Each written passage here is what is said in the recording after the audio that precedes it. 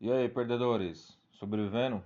Então, esse é o mais novo projeto aqui do canal, chamado Breves Histórias. É um podcast falado, curto, aí de no máximo uns 15 minutos. E no nosso primeiro episódio, vamos falar sobre a Confederação dos Tamanhos, a resistência indígena no Brasil colonial. Então, no século XVI, enquanto os colonizadores portugueses avançavam sobre o território brasileiro, uma grande aliança indígena se formou para resistir à invasão, a Confederação dos Tamanhos. Unindo diferentes povos tupinambás, essa foi uma das maiores revoltas nativas contra a escravidão e a dominação europeia. Mas quem eram os tamoios? O que eles se rebelaram? E como esse episódio marcou a história do Brasil? Neste vídeo, vamos mergulhar nessa jornada de resistência, explorando suas causas, seus líderes, como o lendário Cunhambebe e as consequências dessa guerra que abalou o período colonial. Não esqueça de curtir, se inscrever e ativar o sininho para mais conteúdos sobre história brasileira.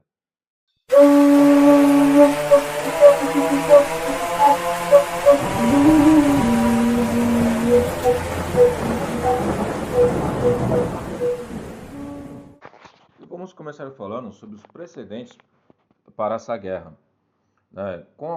Tudo começou com a intensificação da colonização na capitania de São Vicente, no sul do Brasil, atualmente o Sudeste, que surgia cada vez mais a necessidade de obter escravizados dos povos originários para trabalhar nas recém-criadas plantações portuguesas. Para isso, os colonos se utilizavam de dois artifícios principais: o escambo de tecidos de origem europeia, em troca da realização de mutirões nos engenhos, e a excitação da guerra entre os diversos grupos dos povos originários para a compra de escravizados vindos de lá. Entre as práticas indígenas, para estabelecer alianças com os portugueses, estava o que ficou chamado de cunhadismo, pelo qual um homem passava a ser membro de um determinado povo a se casar com uma mulher pertencente a esse.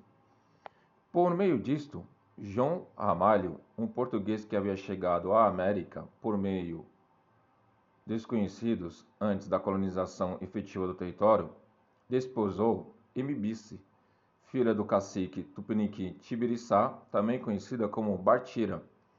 João Ramalho passou, então, a viver entre os indígenas e adotar os seus costumes.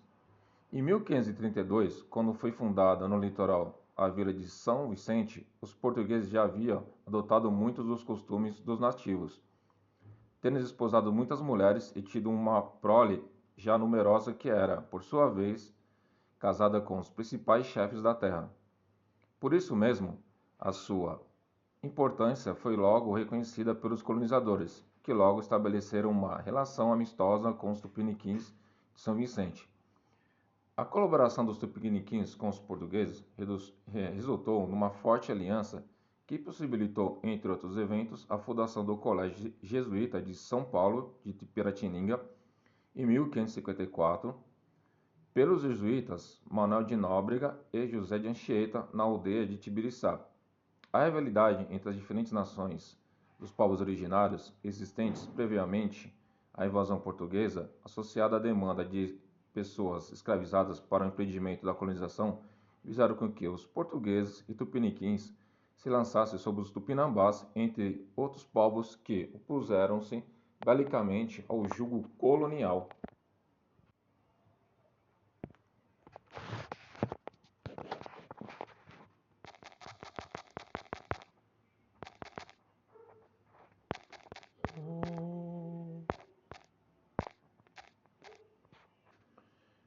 E qual foi o estupim nessa guerra?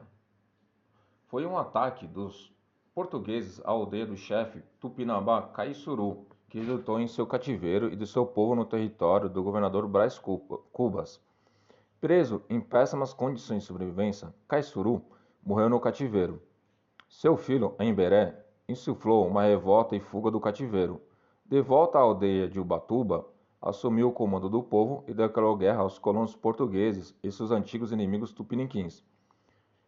Para fortalecer o levante, ele se reuniu com os membros tupinambás Pindobuçu, de Impirogue, atual Ubatuba, e Cunhambebe, de Angra dos Reis, constituindo o entrincheiramento de Uruçurumirim, no Altoeiro da Glória, passando a ser o chefe da Confederação dos Tamoios junto com Cunhambebe.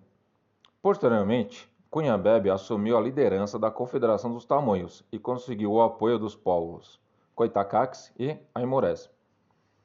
A declarativa de guerra ocorreu na mesma época em que os franceses estavam chegando ao Rio de Janeiro, na intenção de colonizar territórios pertencentes aos tupis e às partes recém-conquistadas por Portugal.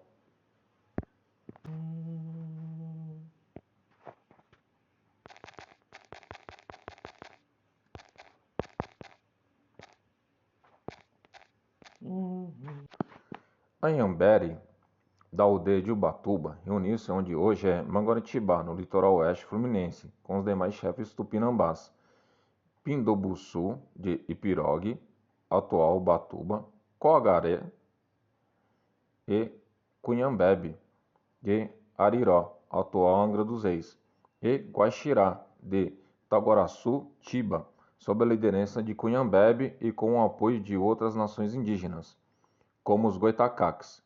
Os Tupinambás organizaram uma aliança contra os Tupiniquins e os portugueses, que ficou conhecida como a Confederação dos Tamoios. O nome Tamoio vem do tupi antigo, que significa antepassados. Os franceses forneceram aos Tupinambás armas para o confronto, visto que tinham interesse em ocupar a Baía de Guanabara, devido a ser um grande porto comercial português. Mas com a morte de Cunhambebe, durante uma epidemia, Emberé passou a ser o líder da confederação. Emberebe continuou a revolta contra os portugueses e fez o possível para que os tupiniquins lutassem a seu favor. Ele fez contato com o líder Tibiriçá através do sobrinho Jogoaranhô e marcou um encontro para selar a confederação. Quando os tamoios chegaram na aldeia, Tibiriçá se declarou fiel aos portugueses e matou seu sobrinho, suscitando uma investida que dizimou grande parte do povo guaianás.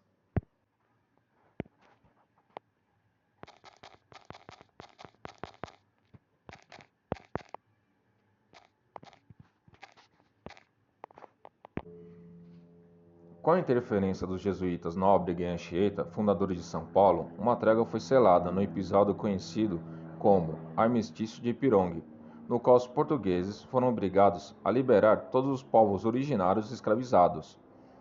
O fim da trégua conquistada em Ipiranga, atual Ubatuba, se deu com o fortalecimento da colonização portuguesa, com os portugueses se lançando sobre as aldeias indígenas, matando e escravizando a população.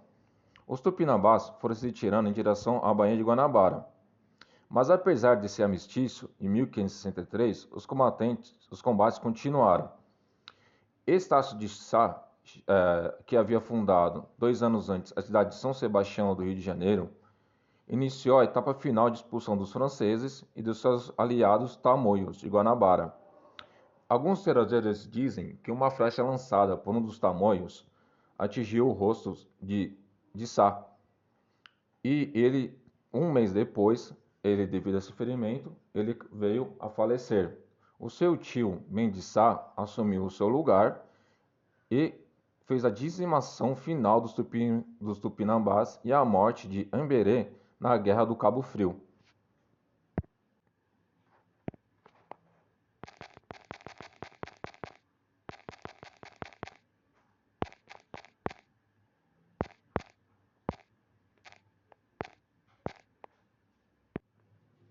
Na cultura popular, ficou resquícios da Confederação dos Tamoios, como, por exemplo, o poema A Confederação de Tamoios, do romântico Gonçalves de Magalhães, datado de 1856, a obra O Último Tamoio, de Rodolfo Almoedo, de 1883, que serve como capa aí do nosso podcast.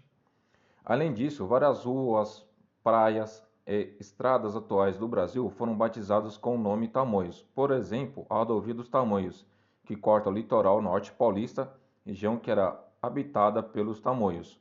Ou também algumas ruas da região de Perdizes, bairro da Grande São Paulo, com nomes de Aripogue e Emberé. Existe também a Rua dos Tamoios, próxima ao aeroporto de Congonhas, na zona sul da cidade de São Paulo. Uma das ruas do Iguatemi, extremo da zona leste de São Paulo, e presta o nome desta revolta indígena.